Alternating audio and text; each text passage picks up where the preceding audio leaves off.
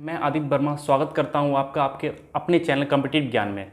तो आज मैं आप लोगों को इंडियन ज्योग्राफी पढ़ाने जा रहा हूं। इंडियन ज्योग्राफी में कौन सा चैप्टर है? तो आज है टॉपिक है आज हमारा भारत की भौगोलिक स्थिति। ठीक है फ्रेंड, तो आज हम लोग स्टार्ट करेंगे भारत की भौगोलिक स्थिति। उससे पहले आपने हमारे चैनल को सब्सक्राइब नहीं किया तो पहले सब्सक्राइब करें और पसंद आया तो लाइक और शेयर जरूर करें। चलिए फ्रेंड, बिना किसी देरी के हम अपने टॉपिक पर स्टार्ट करते हैं, जो आज का हमारा टॉपिक है भारत की भौगोलिक स्थिति। ठीक है फ्रेंड,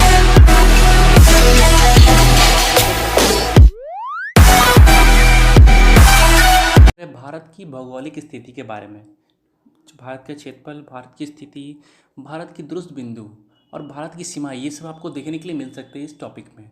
ठीक है फ्रेंड, तो चलिए पहला क्वेश्चन बोला है क्षेत्रफल की दृष्टि से भारत का विश्व में ये देश में कौन सा स्थान है।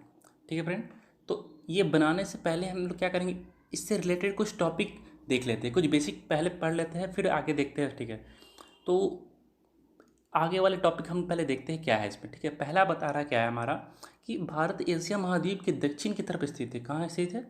दक्षिण की तरफ। भारत का क्षेत्रफल कितना है? 32,87,263 वर्ग किलोमीटर है।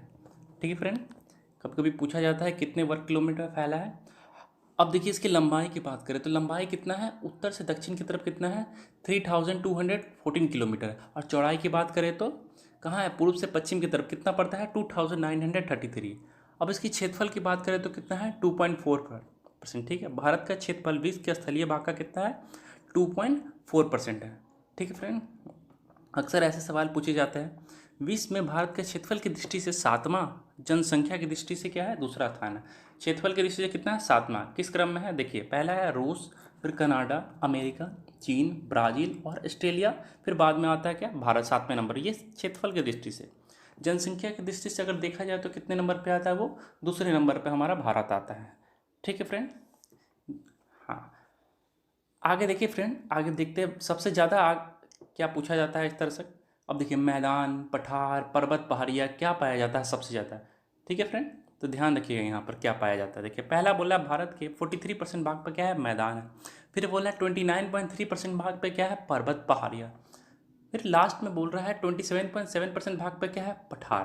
मतलब सबसे ज़्यादा भाग पे क्या है आपका, मैदान है जो 43% है। उसके बाद क्या है, पर्वत, पहाड़ी जो 29 है। फिर आता है आपका पठार जो कितना है, 27.7% भाग पर ये पठार है। ठीक है फ्रेंड, आगे देखते हैं।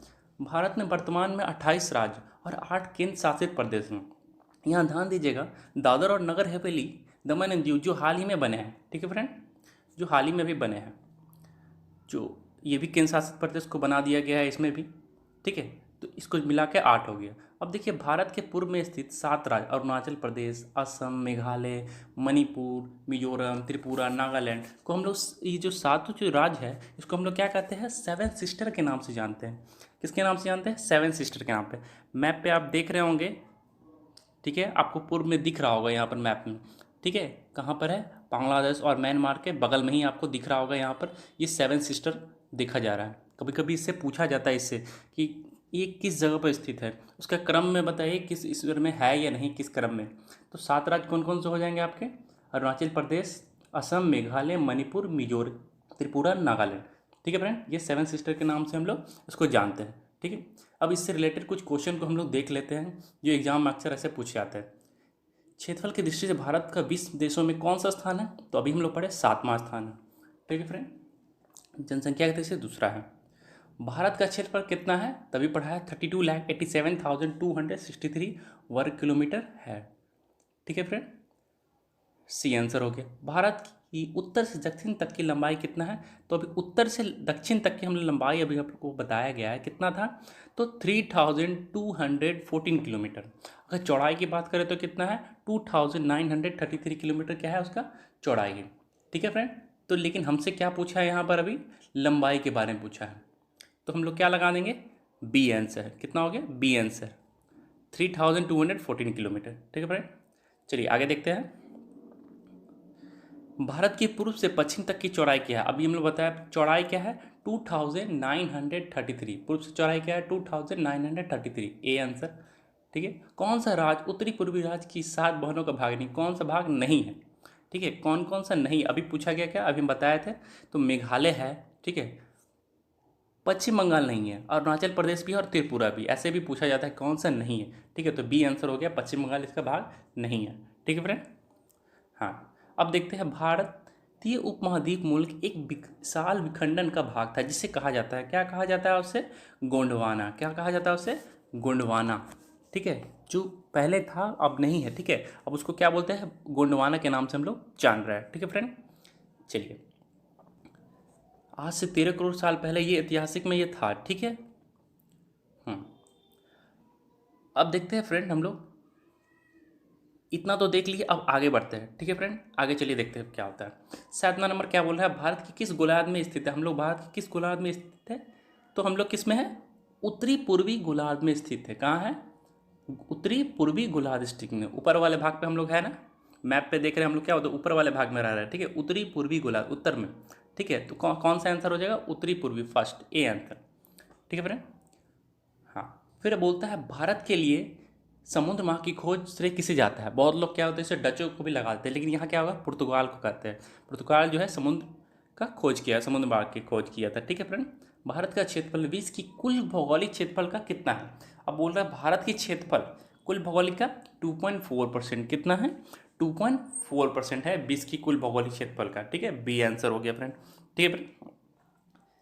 अब क्या है? संपूर्ण भारत के कितने परसेंट भूभाग पर पर्वत, पहाड़ियाँ और विस्तार पाया जाता है? चलिए फ्रेंड, ये जानने से पहले अब उसके बारे में पहले जान ले, इसके रिलेटेड कुछ टॉपिक को जान लेते हैं, फिर उसके बारे में हम लोग जानेंगे, ठीक है। ये ऐसे क्या होता है? 43% भाग पर क्या होता है? अभी हमसे बताया गया 43% भाग पर क्या होता है? मैदान होता है, ठीक है। तो 29% भाग पर क्या होगा? यहाँ पर पहाड़ियाँ कहलाएगा। फिर संपूर्ण भारत के कितने परसेंट भूभाग पर पठार का विस्तार किया जाता है? तो कितने परसेंट भाग पर भूभाग है? तो 27.7% पर, ठीक है फ्रेंड। संपूर्ण भारत के कितने परसेंट भूभाग पर मैदान का विस्तार पाया जाता है? कितने परसेंट पर? तो मैदान अभी बताया गया सबसे ज़्यादा 43% पर पाया जाता है, ठीक है फ्रेंड। अब बोल रहा है भारत की मुख्य भूमि की दक्षिण सीमा क्या है? ये क्या है दक्षिण सीमा? ये अक्षांश और देशांतर से पूछे जा रहे हैं। तो इससे पहले कुछ इंपॉर्टेंट पॉइंट इसके डिस्कस कर लेते हैं, फिर इसके बारे में इस क्वेश्चन पे जाते हैं, ठीक है फ्रेंड। स्थिति क्या है? भारत की स्थिति के बारे में बात करते हैं तो बेसिक सबसे पहले जानते हैं, पता होना चाहिए कि अक्षांश और देशांतर रेखा क्या होती है, ठीक है फ्रेंड। अक्षांश और देशांतर रेखा क्या होती है? भारत का भूभाग, ध्यान रखिएगा, ये क्या है? ये आंकड़े बहुत ही इंपॉर्टेंट है, जो और भी इससे रिलेटेड बहुत सारे क्वेश्चन भी डायरेक्टली पूछे भी जाते हैं, ठीक है। पहले स्थिति क्या है देखिए, अक्षांश और देशांतर रेखा ग्लोब पर खींची गई काल्पनिक रेखा है। क्या है? काल्पनिक, जिसमें अक्षांश है जिसे लैटिट्यूड लाइन कहते हैं।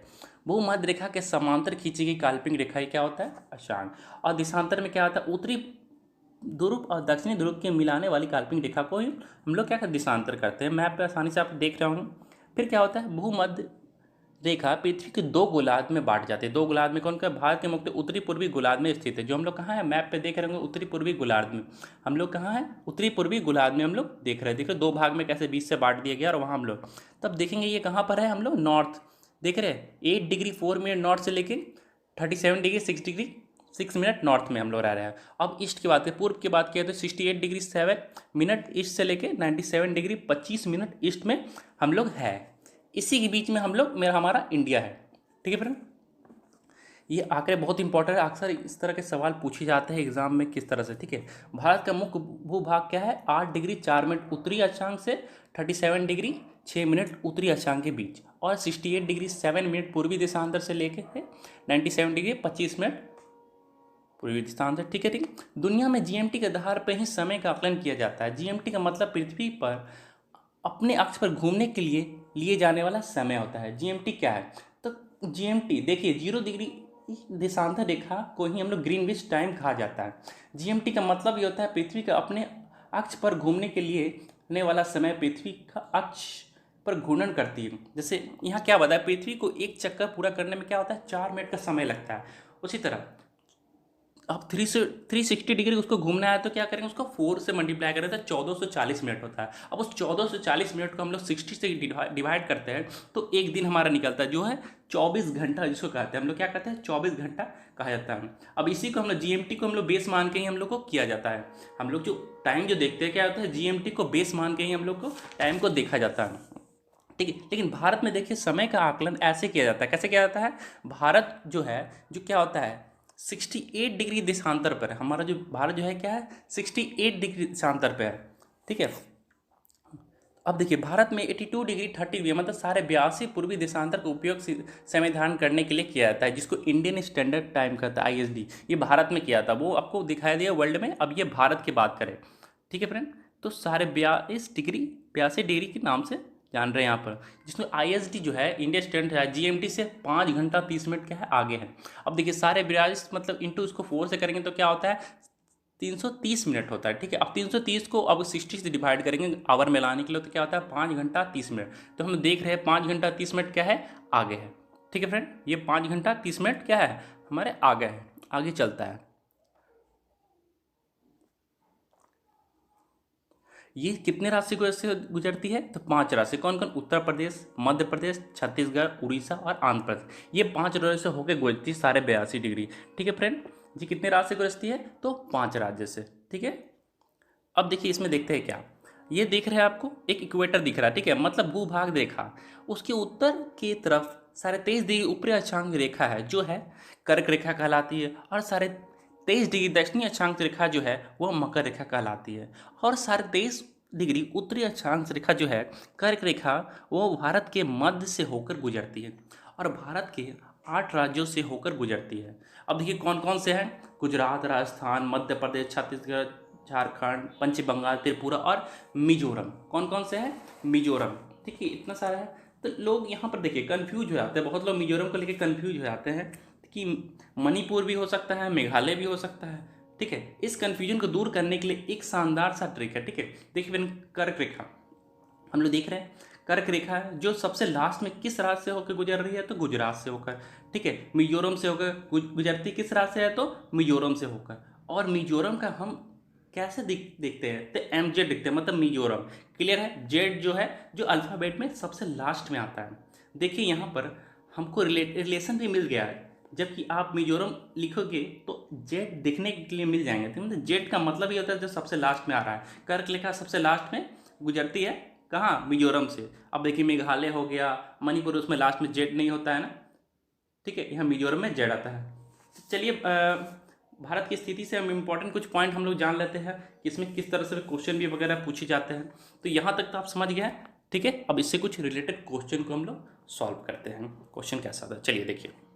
भारत की मुख्य भूमि की दक्षिण सीमा क्या है, मुख्य भूमि। अब देखिए मान लीजिए यहाँ पर ग्लोब है, अब देखिए सीमा यहाँ पर बताया है, ये ग्लोब। अब देखिए भारत का देख रहे हैं ना हम लोग, 8 डिग्री से लेके क्या है, साढ़े 37 डिग्री। कहाँ है, 8 डिग्री से 37 डिग्री, तो मतलब 8 डिग्री 4 मिनट उत्तरी अक्षांश पर ये क्या स्थित है। फिर निम्नलिखित में कौन सा सही नहीं है। अब देखिए कौन सा सही नहीं है बोल रहा है, तो क्या है, भारत की 18 राज्यों की संख्या 26, जबकि हम लोग जान रहे हैं 28 राज्य होते हैं। ठीक है, तो ये D नंबर इसका सही नहीं होता है। बाकी सब ये क्या सही है, ये भी सही है, 8 डिग्री 4 मिनट 37 डिग्री 6 मिनट उत्तरी तक, ये भी सही है। ठीक है, देशांतर विस्तार ये भी आपका सही है।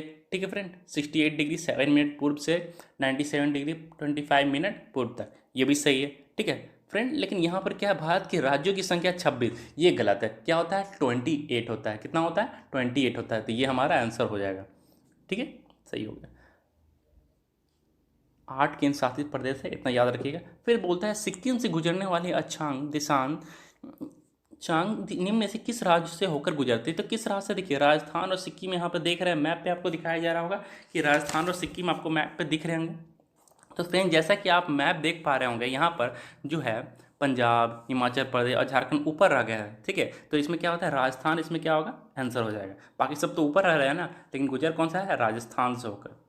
ठीक है फ्रेंड, अब कर्क रेखा निम्नलिखित में से किस राज्य से होकर गुजरती है, कर्क रेखा किस राज्य से गुजरती है, तो गुजरात से होकर गुजरती है। ठीक है, छत्तीसगढ़ से, उत्तर प्रदेश से नहीं गुजरती है, और झारखंड से भी क्या होता है, गुजरती है। तो इसमें कौन सा आंसर हो जाएगा, 1, 2 और 4, मतलब A नंबर आंसर है। ठीक है, कर्क रेखा गुजरती है, किससे गुजरती है, तो सभी से गुजरेगी, मिजोरम से भी गुजरती है, इन सभी से, मतलब मध्य प्रदेश, त्रिपुरा, मिजोरम तीनों से गुजरती है। तो ये क्या हो जाएगा, इन सभी से।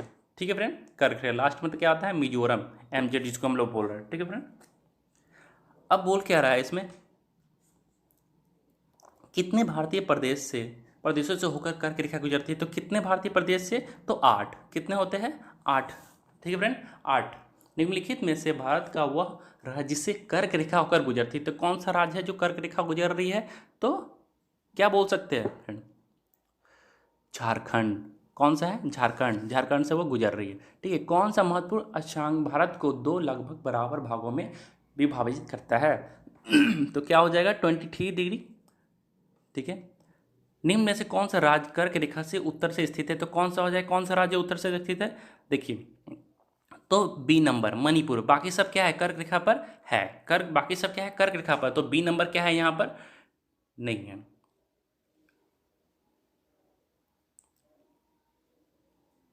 ठीक है। हाँ, मणिपुर इसका आंसर हो गया। जब भारतीय मानक समय पर अर्धरात्रि है, एक स्थान पर सुबह 6 बज रहा है, तो उस स्थिति में इस दिशांतर पर क्या होगा? ठीक है। अब देखिए, अर्धरात्रि बोल रहा है मतलब सारे 82 डी के वैल्यू मान के बोल रहा है, तो मतलब 12 बजेंगे। ठीक है, रात के 12 बज रहे, तो ठीक है, रात के 12 बजे। ठीक है, मतलब एक, मतलब 6 बज का, मतलब ठीक है, देख सकते हैं हम लोग। तो सारे 82 का 12 बज रहा है, तो 120 से इसको हम कर सकते हैं 12, मतलब 120 से इसको माइनस कर सकते हैं। मिनट से करने के लिए 60 से मल्टीप्लाई करते हैं। ठीक है, 360 आ जाता है। अब 360 को हम लोग क्या करेंगे? तो 4 मिनट का समय लगता है। 1 डिग्री का मतलब 4 मिनट होता है, हम लोग जान रहे हैं यहाँ पर। अब 360 है, तो 360 के लिए हम क्या कर सकते हैं? 4 से डिवाइड कर देंगे, तो कितना हो गया? 90 डिग्री। अब देखिए 90 डिग्री कितना आया? 90 डिग्री। ठीक है, कितना आया यहाँ पर? अब देखिए 90 डिग्री से हम प्लस कर देंगे, सारे 82 में 90 डिग्री अगर प्लस करते हैं तो कितना आता है हमारा? 172 डिग्री। तो ठीक है, 172 वाला दिख रहा है, बी नंबर ऑप्शन है, आप सही कर सकते हैं। ठीक है, पूर्वी दिशांतर पर ये उपस्थित है। ठीक है फ्रेंड, समझ में आया? चलिए आगे देखते हैं। 23 नंबर क्वेश्चन क्या बता रहा है हमारा?